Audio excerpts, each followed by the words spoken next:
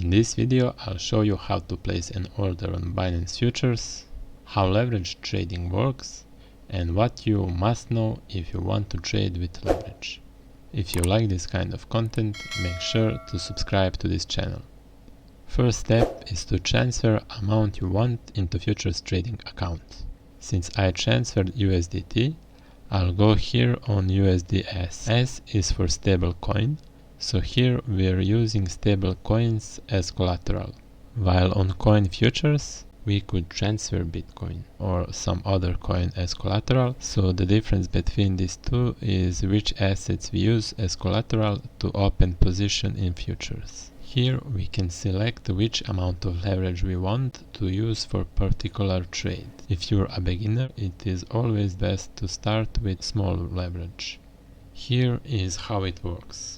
If I open long position with 10x leverage for $100 and price goes up 10%, I would have earned $100. But if price goes down 10%, I would be liquidated and lose $100. Let's select market order now to open position instantly with the current market price. Here you can select the amount of money you want to use for this trade. After that, we will enter a stop loss and take profits. To manage risk, we should always use take profits and stop losses. Take profit we use to select the price where we want to lock in profits.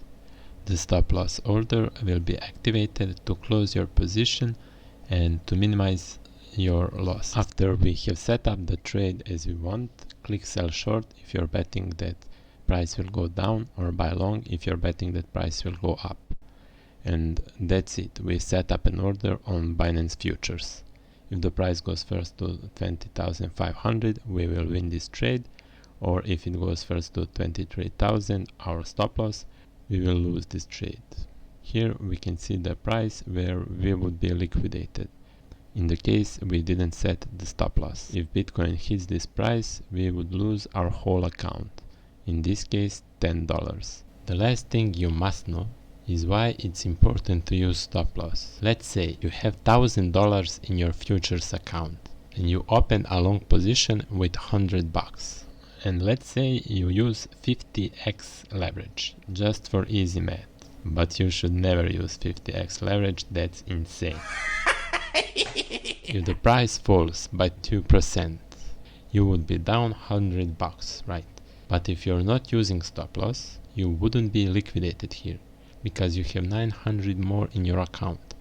So if the price continues to go down and drops another 20% while you're sleeping, you would lose all the money in your account because you didn't use stop loss. So while you're not 100% sure what you're doing, use a small amounts of money and small leverage, maybe 1, 2 or 3x, maybe 5x.